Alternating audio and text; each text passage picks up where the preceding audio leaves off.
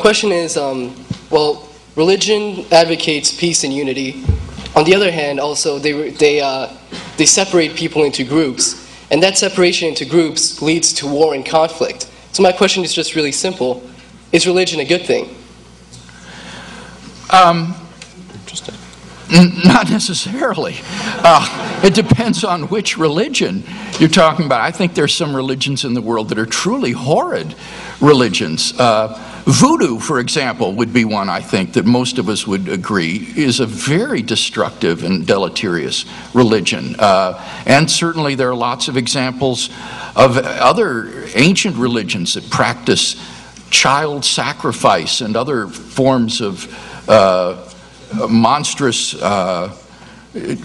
ritual practices for their bloodthirsty deities. So I don't think that religion is necessarily a good thing. I'm very disturbed, for example, at fundamentalist Islam and its division of the world into the House of Islam, or the House of Submission, and the House of War. And that the House of War are those nations that have yet to be brought forcibly into the House of Submission by force of arms and violence if necessary. I agree with the ethic of Jesus of Nazareth, that we should love our neighbors, that we should love our enemies and pray for those who persecute us and despitefully use us.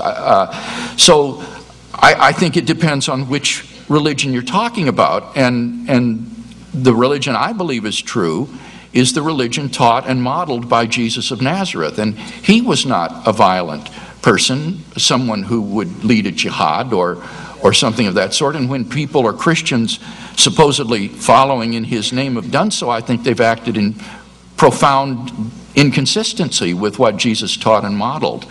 So the answer to your question would be no, not necessarily. But some religions, I think, are very, very beneficial.